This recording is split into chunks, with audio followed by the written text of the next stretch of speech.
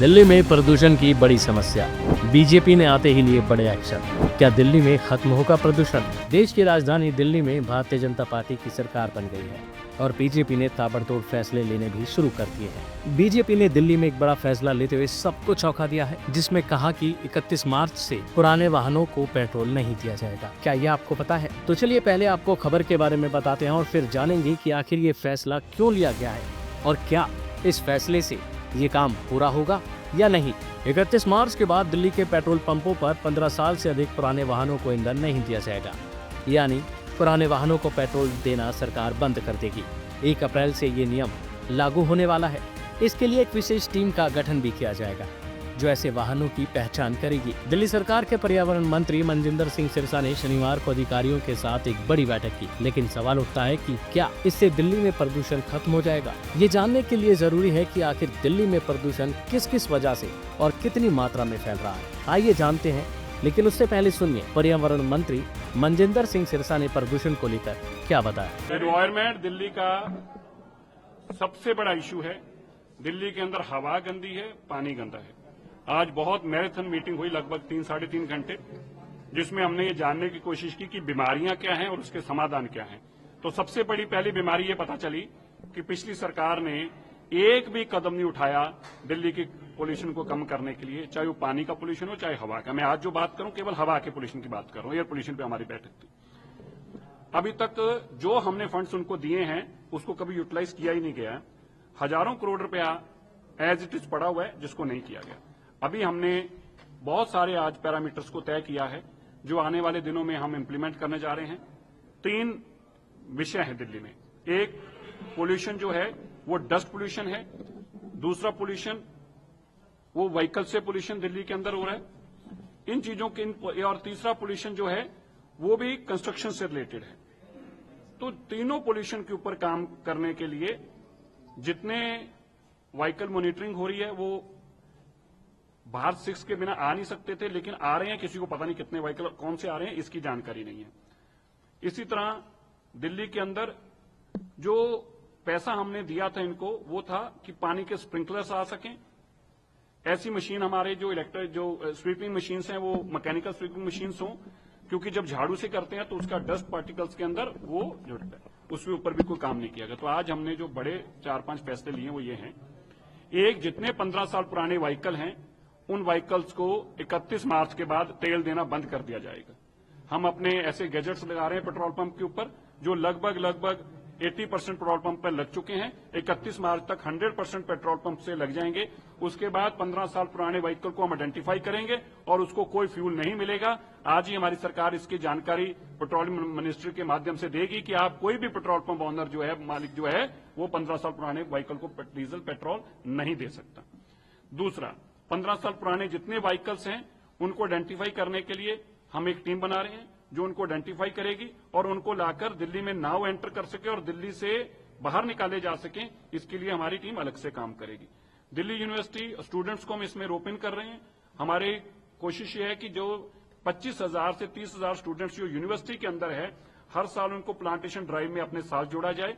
उनके लिए ऐसा उनके साथ यूनिवर्सिटी के साथ मिलकर ऐसा इनिशिएटिव उठाया जाए जिसका उनको लाभ मिले, ताकि उनको कोई पार्टिसिपेशन सर्टिफिकेट मिले, उनको कोई बेनिफिट मिले नंबर्स के अंदर, ताकि वो एक प्लांट लगाएं भी और 3 साल तक उसको संभालें भी।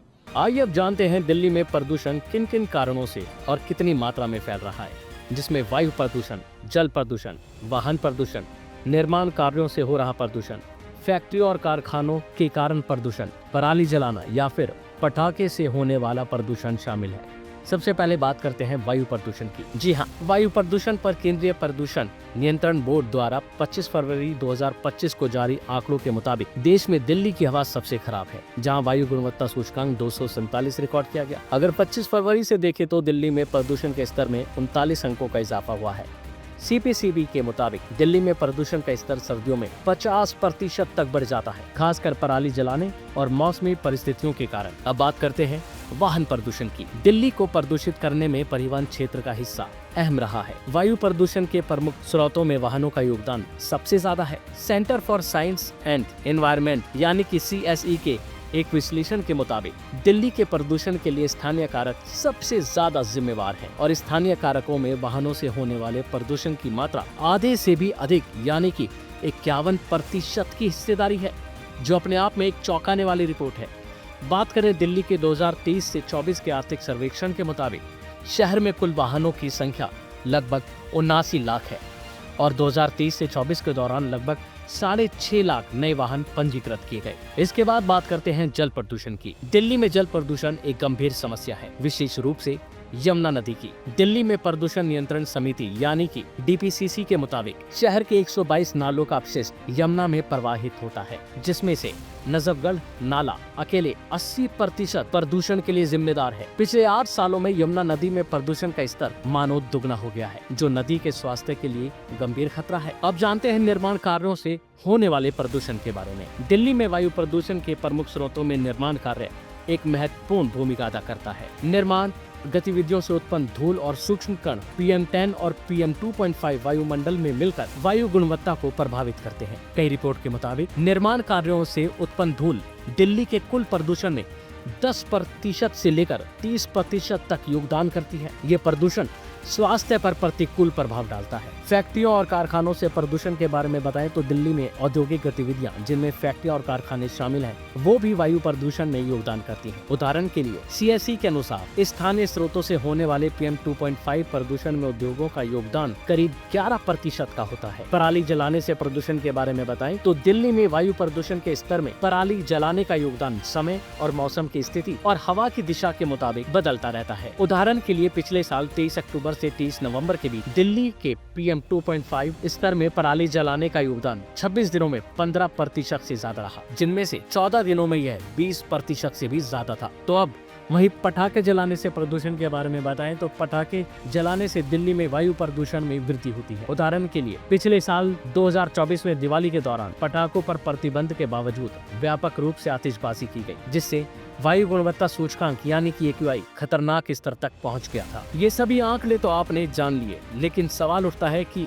अब जब दिल्ली को प्रदूषित करने में सबसे ज्यादा योगदान वाहनों का है, तो बाकी प्रदूषण को कैसे कम किया जाएगा? इस बारे में CSE ने अलग अलग स्रोतों के प्रदूषण योगदान के साल भर के आकलन के आधार पर कहा है कि गाड़ियों की वजह से दिल्ली में सबसे ज्यादा प्रदूषण फैलता है। ये आकलन भारतीय प्रौद्योगिकी संस्थान कानपुर, ऊर्जा अनुसंधान संस्थान और भारतीय उष्णकटिबंधीय मौसम विज्ञान संस्थान यानी कि सफर सहित कई एजेंसियों द्वारा दिए गए हैं। लेकिन अब देखना होगा कि क्या दिल्ली सरकार ने जो फैसला लिया है वो वाहनों से फैल रहे प्रदूषण को कम करने के लिए लिया है, लेकिन बाकी प्रदूषण को कैसे कम किया जाएगा। और ये भी देखना होगा कि दिल्ली सरकार के इस फैसले से वाहनों से फैल रहा प्रदूषण कब तक कम होगा।